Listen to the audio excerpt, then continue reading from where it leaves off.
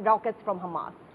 You see, to give you a more wider picture of what's happening in the Middle East, you should remember that Condoleezza Rice had called this the birth pangs of a new Middle East.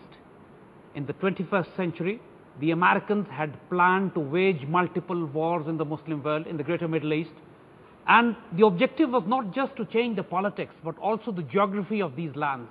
And as you said, the appalling violence in Iraq and Syria that we are seeing for the last couple of years now, and especially the emergence of CIA and Mossad-backed ISIS, the militant group which has now almost taken over Iraq and half of Syria.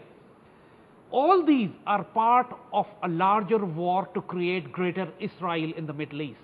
The state of Israel plans to expand. And where would it expand? It had to expand in the Muslim lands.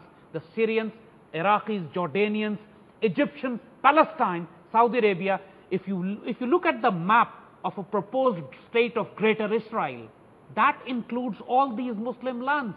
And now, when this horrendous violence was going on in Iraq and Syria, and the Muslim world was silent, the entire world was actually participating in sponsoring this violence and terrorism in the Middle East.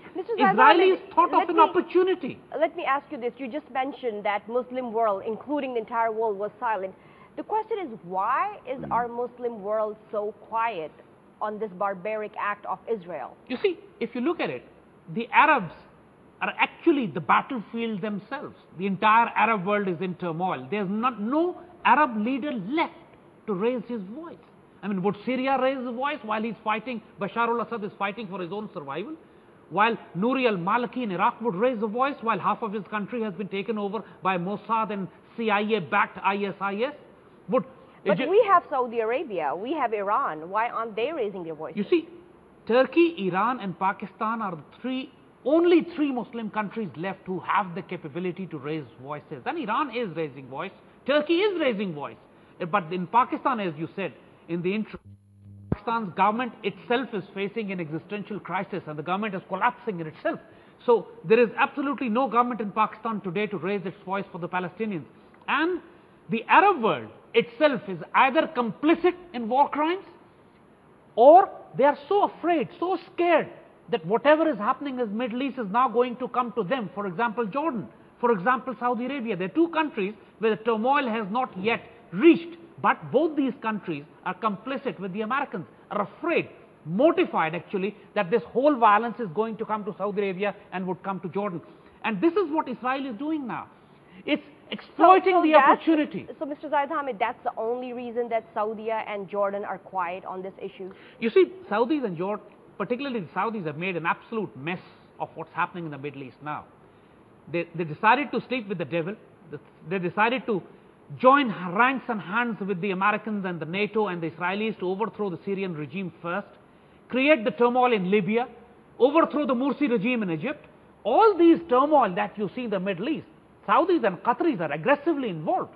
And now this monster that they have created, the failed state, dysfunctional state, you said Qatar is involved, but don't you see that Qatar is giving shelter to the leader of Hamas, Mishal Khalid? Then why that support towards Hamas leader? You see, what is happening is that there is also serious policy conflicts between the GCC states, Gulf Cooperation Council states. While Qataris and Saudis have been united in trying to overthrow the Libyan regime and the Syrian regime, they still have their differences over Egypt, they still have their differences over Palestine, they still have their differences over various other regions of the Middle East. And Qataris are trying to emerge as the new Arab allies of the Americans, trying to replace the Saudis, and Saudis are not very happy about this. And so this is what is happening. But then, Mr. Zahid Hamid, Qatar did support Akhwan al-Muslimin as well. See, that's what you're saying. So how can he be siding with US and Israel? See, for their own personal interest, because as we said, the geopolitics here is complex. While, for example, in Iraq, Iran supported the Americans to overthrow the regime of Saddam Hussein. But in Syria, Iran is fighting against the Americans to defend Bashar al-Assad. So geopolitics is very complex. It's never 2 + 2 = 4. It's so complex that it's actually mind-boggling right now that Arab countries and the Muslim countries, in one theater they are fighting each other, on the other theater they appear to be allies, and in some other theater they're actually acting as as neutral. Expert in biological warfare and UN weapons inspector. His historic legacy is his tragic death, following from his claims that the British government knew ahead of the 2003 invasion that Iraq didn't have weapons of mass destruction. Shortly after being exposed, with the assistance of senior British government officials, as the source of the claims which emerged in the media, he was found dead, apparently having committed suicide.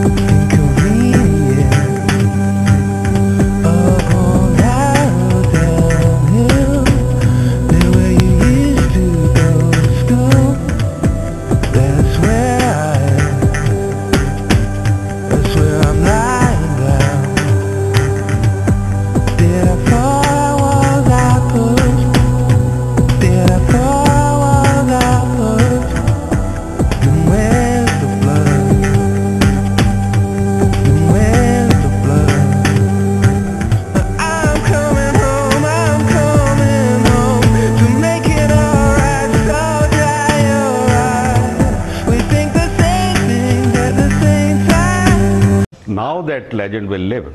You have to understand the arrogance of a Western superpower.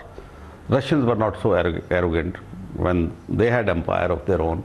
But this empire is very, very arrogant. Americans are, because they are a young nation, still very young, and too much power has been dumped in their lap. So the Americans do not wish to appear to have lost the war. They want to create symbolic. You see, it was a symbol. Twin Tower attack was a symbol. Although there was no excuse for going to war on this account, at best it was a criminal act, a ghastly criminal act, whoever did that. So this was no excuse to launch a world war like that. It was a very big war which they started. So they started this excuse. Now they have to end the war. And they want to look as if they are victorious. They want to make their people, American people are very innocent people. They want to make them believe that, look, we have come out victorious. We've not lost. Because they can't forget the defeat in Vietnam. That exposed them, their power and their might was exposed fully. But here they don't want to repeat the story of Vietnam. They want to say, okay, this was the mission, we were hunting for Osama, and now we have killed him. And therefore rest in peace. At this moment there is a tussle going on in America, a debate going on.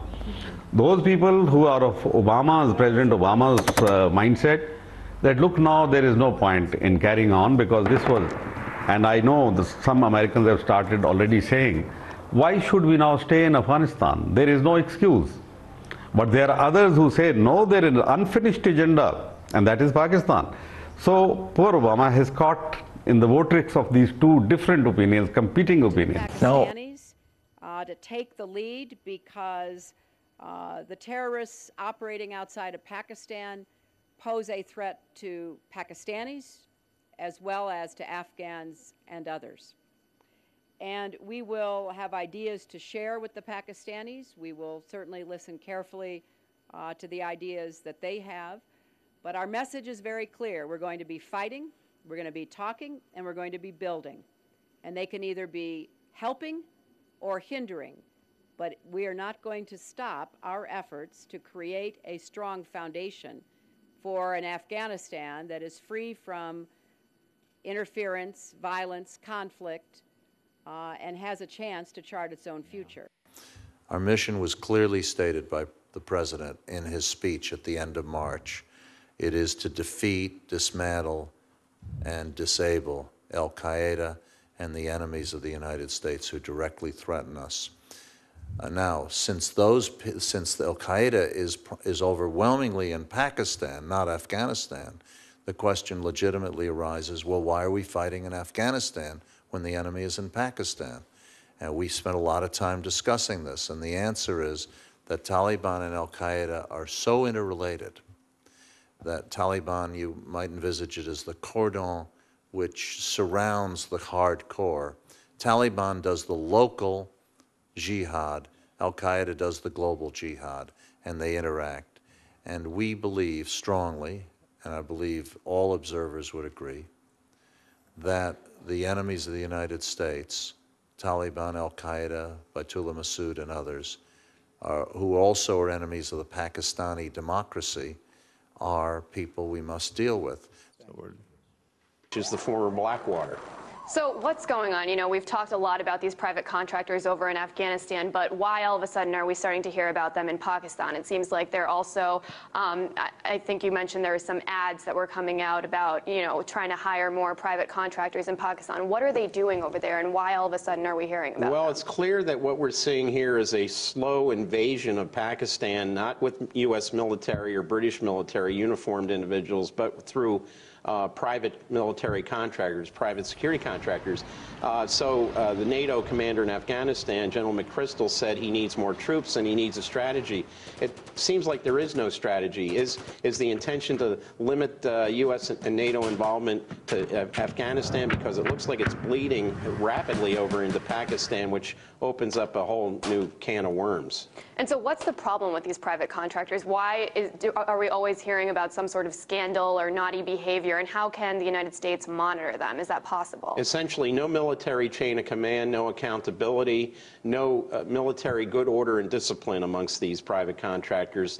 The rank structure basically disappears. These are soldiers, basically soldiers of fortune, mercenaries. And so the order and discipline you see with the military breaks down when people are being paid a lot of money to do these, perform these functions. And that's why we're seeing scandals in both Kabul and now in Islamabad. And we'll probably see and hear about other scandals as these mercenaries flood into Pakistan.